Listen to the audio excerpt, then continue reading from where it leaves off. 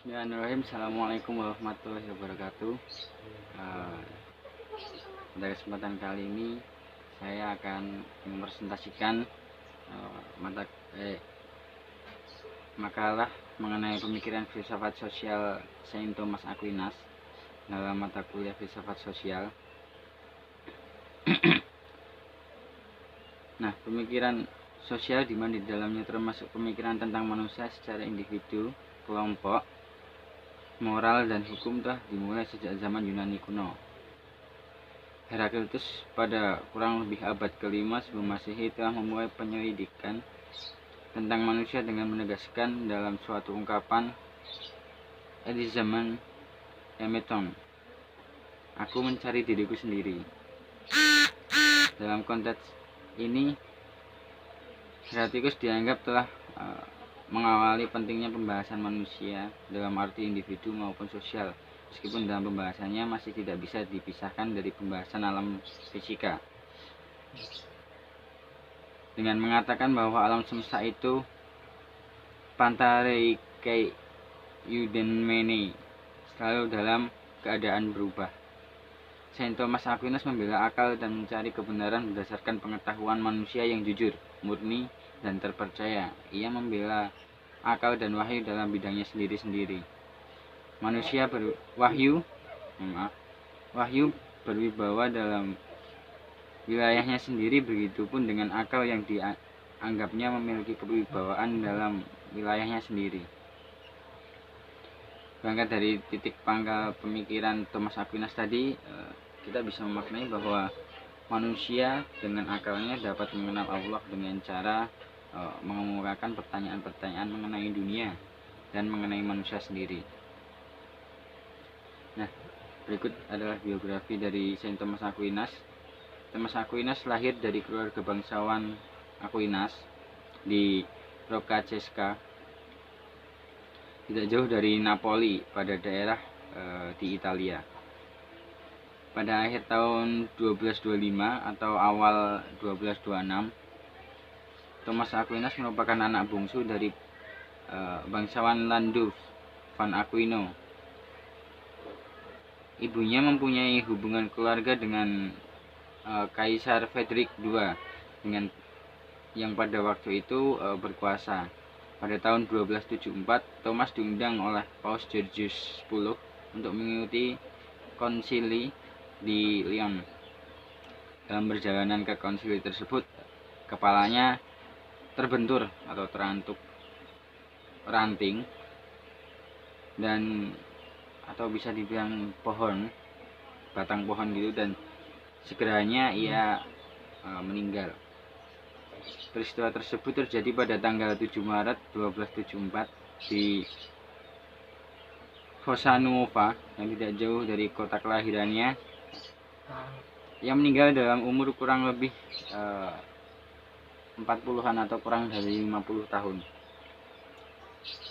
Nah, pendidikan Saint Thomas Aquinas, Thomas diserahkan oleh orang tuanya ke biara Benediktin di Monte Cassino pada tahun 1230 saat usianya 5 tahun, dengan harapan bahwa kelak ia memiliki hidup menjadi biara. Nah, di sana Thomas menjalani pendidikan awalnya. Ia kemudian menjadi mahasiswa pada umur 14 tahun di Universitas Napoli yang baru saja didirikan atas desakan pengaruh Kaisar Frederick II. Nah, Thomas sangat tertarik pada pola hidup biara hingga pada tahun 1244 ia diterima masuk biara tersebut. Nah, Aquinas tinggal di Paris sekitar tahun 1248 sampai 1252. Kemudian pindah ke Köln, sebuah daerah di Jerman.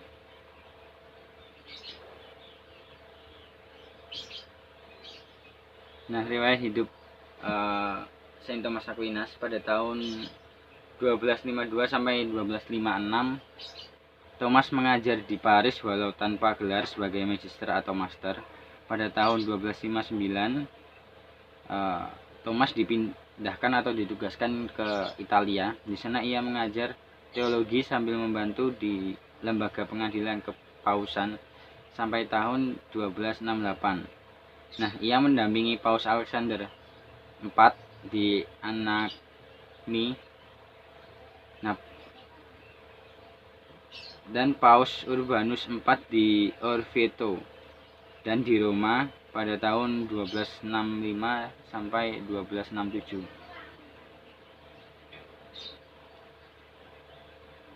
Nah, untuk kepentingan pemeriksaan kasus-kasus teologi di pengadilan kepausan, William dan Morbeke telah menerjemahkan karya-karya Aristoteles yang pada waktu itu dilarang. Terjemahan tersebut akhirnya menjadi sangat bermanfaat bagi Thomas Aquinas.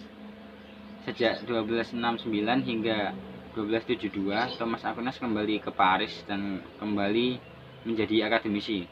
Ia mengajar tentang penerimaan filsafat Aristoteles dalam refleksi teologis. Karena kan Thomas Aquinas ini terkenal dengan filsuf yang sangat erat dengan teologi. Nah, sebagai seorang filsuf dan cendekiawan, tentunya juga Thomas Aquinas mempunyai banyak-banyak karya. Nah, karya-karya Thomas Aquinas ada yang berupa komentar, karya sistematis, question, dan banyak lagi sebagainya. Karya yang berupa komentar meliputi 13 komentar atas tulisan-tulisan Aristoteles seperti metafisik, Nicomachean, etik, De Anima, politik, De Caelo, dan The Generation of Corrupt.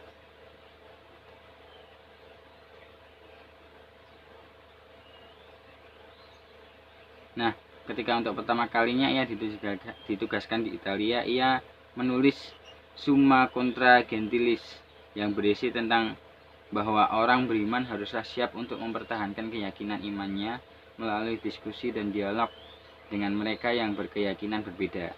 Ia juga menulis De Ponentio Contra Eros Graecorum, dan masih banyak lagi. Nah, pada waktu Thomas Aquinas kembali ke Paris dan terlibat dalam kontroversi teologis dengan para pengikut Averroes, Thomas Aquinas menulis di Aeternit Mundi Contra Murmarentes. Nah, ketika menetap di Napoli, Thomas Aquinas juga menulis banyak sekali karya-karya dan tulisan-tulisan.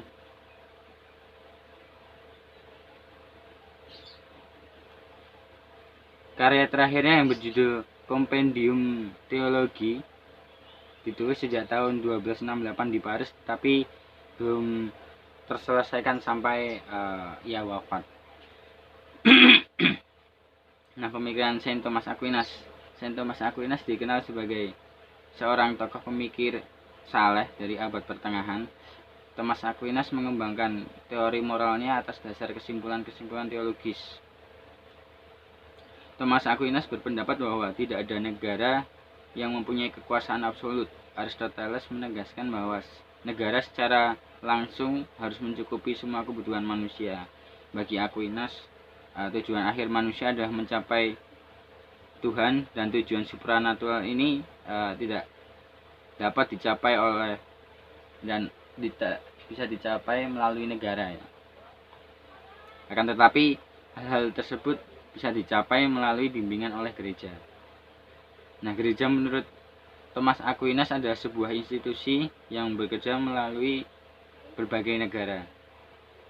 Jadi dalam hubungan manusia tidak hanya negara yang penting, namun juga institusi keagamaan seperti gereja, terus masjid, itu juga berperan penting dalam perkembangan hidup manusia. Nah, Thomas Aquinas juga berpandangan bahwa manusia adalah makhluk sosial yang hidup dalam kelompok sosial. Itu karena manusia membutuhkan banyak hal yang penting untuk kehidupannya, yang dengan dirinya sendiri tidak akan bisa terpenuhi. Nah, untuk itu manusia harus mendasarkan dirinya pada saling membantu dan saling berbagi. Thomas Aquinas juga menyebutkan bahwa manusia tidak hanya hidup, tetapi hidup dalam kehidupan yang baik. Hal ini dapat dicapai jika masyarakat secara kelompok bisa saling bekerja sama dalam menyampaikan kebutuhan materi dan juga membantunya dalam kehidupan moral. Nah, seperti yang kita ketahui, manusia adalah makhluk sosial yang tidak bisa hidup sendiri dan harus bergantung pada manusia lainnya. Ini berjalan sejajar dengan apa yang dipikirkan oleh Thomas Aquinas. Thomas Aquinas juga berpendapat bahwa manusia harus saling berbagi dan saling membantu. Thomas Aquinas menghormati individu-individu itu dengan keunikan eksistensi, kebebasan, hak, nasib, dan tujuan mereka masing-masing yang berada di luar wilayah negara. Yang paling penting menurut Thomas Aquinas adalah kesejahteraan individual. Karena adanya negara tergantung dari adanya masyarakat secara individu yang secara kolektif mengakui adanya sebuah negara. Nah, menurut Thomas Aquinas bahwa negara itu ada karena adanya masyarakat yang mengakui sebuah negara. Nah, negara menurut Thomas Aquinas, negara adalah institusi real dengan tujuan dan wilayahnya sendiri. Negara adalah komunitas sempurna dalam artian negara mempunyai seluruh perangkat yang penting untuk mencapai kebaikan bersama warga negara. Pemerintah bekerja untuk kebaikan bersama dengan mendapatkan kesatuan, kedamaian di dalam sebuah negara, menyatukan arah aktivitas warga negaranya untuk kehidupan yang baik, menyediakan secara tepat kepentingan hidup dan menangani apa saja yang berbahaya bagi negara baik dari dalam maupun dari luar. Nah, keadilan menurut Saint Thomas Aquinas. Saint Thomas Aquinas dalam Summa Theologiae dengan tegas mendefinisikan keadilan. Justia, definisi ini secara khusus merujuk pada definisi Aristoteles yang mengatakan bahwa keadilan sebagai suatu kebajikan memiliki proria materi yang terdiri atas berbagai hal yang berkaitan dengan relasi manusia dengan sesama yang lain. Keterkaitan antara keadilan dengan objeknya terangkum dalam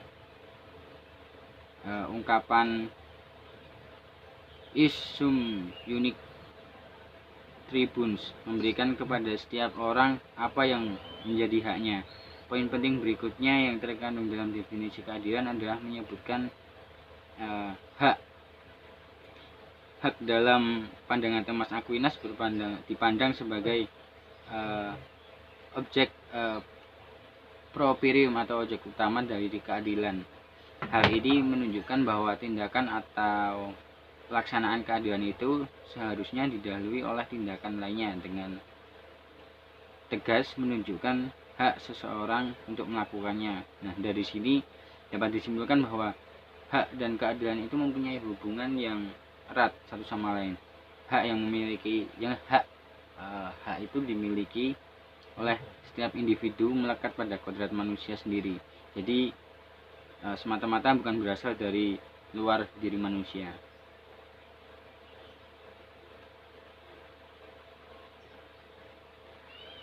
Nah, konsep keadilan menurut Thomas Aquinas, keadilan secara esensial mengarahkan manusia kepada kebaikan umum.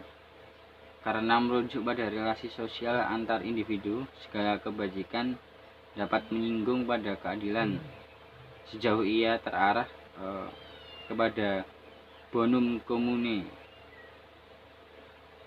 atau kebaikan umum sebagai tujuannya. Dalam konteks pemahaman inilah keadilan disebut sebagai kebajikan umum. Selain itu, hukum secara hakiki terarah kepada kebaikan bersama. Mengikuti pendapat Aristoteles tentang kebahagiaan sebagai telos atau tujuan akhir dari kehidupan manusia, Thomas Aquinas mengatakan bahwa demikian pula hukum hendaknya secara prinsipil terarah kepada kebahagiaan. Jadi hukum dibentuk juga atas dasar kebahagiaan dan tujuan untuk kebahagiaan. Jadi jika hukum dibentuk untuk menyengsarakan, itu salah menurut Thomas Aquinas. Nah, titik 7 kebajikan umum dari keadilan umum maupun hukum yang identik inilah yang kemudian oleh Thomas Aquinas disebut dengan istilah keadilan hukum atau keadilan legal. Nah, konsep keadilan khusus dibagi ke dalam dua menurut Thomas Aquinas, yaitu keadilan komutatif dan keadilan distributif. Nah, untuk keadilan komutatif ini merupakan kegiatan pertukaran memberi dan menerima dalam situasi yang fair antara orang-orang. Sedangkan keadilan distributif itu merupakan pembagian fair tentang apa yang dapat dibagi dari milik masyarakat. Kedua jenis keadilan melayani kepentingan individu dan berasal dari niat dari individu pula. Nah, untuk keadilan komutatif didasarkan pada tatanan relasi dalam masyarakat, yakni pola relasi antar bagian atau antar individu dalam masyarakat. Thomas Aquinas menjelaskan tatanan hubungan yang mendasari keadilan komutatif sebagai berikut. Nah, untuk keadilan distributif, keadilan ini merupakan suatu bentuk keadilan yang menata hubungan antar masyarakat secara keseluruhan atau negara dengan individu sebagai warga masyarakat. Dalam hubungannya dengan sistem pemerintahan, maka keadilan ini lebih mengacu kepada peran sistem pemerintahan atau pemerintahan itu sendiri dalam mendistribusikan hak-hak dan kewajiban-kewajiban secara adil dan proporsional bagi setiap anggota masyarakat sesuai dengan peran dan statusnya masing-masing. Nah, dari sini kita bisa menarik kesimpulan bahwa perbedaan ini ada pada objeknya. Jika yang keadilan komutatif itu didasarkan pada masyarakat itu sendiri, tapi jika keadilan distributif itu didasarkan pada pemerintahannya itu sendiri. Nah,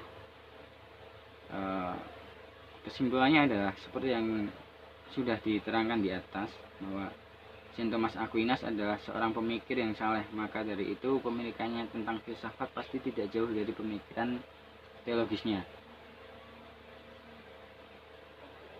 Hal ini mendasari Thomas Aquinas tidak hanya berfokus kepada hubungan antar manusia saja, namun juga hubungannya terhadap Tuhan yang Maha Kuasa. Pemikirannya hingga saat ini masih sangat relevan untuk dipraktekkan. Hubungan antar sesama manusia menjadi tolak ukur berkembangnya peradaban manusia ke depannya, agar bisa saling membantu untuk memenuhi kebutuhan moral maupun materi setiap individu maupun kelompok. Nah, maka dari itu pentingnya pemikiran Thomas Aquinas ini untuk dicermati dan dipraktekkan untuk sekarang. Nah, demikian presentasi saya mengenai filsafat sosial Saint Thomas Aquinas. Kurang lebihnya mohon maaf. Wassalamualaikum warahmatullahi wabarakatuh.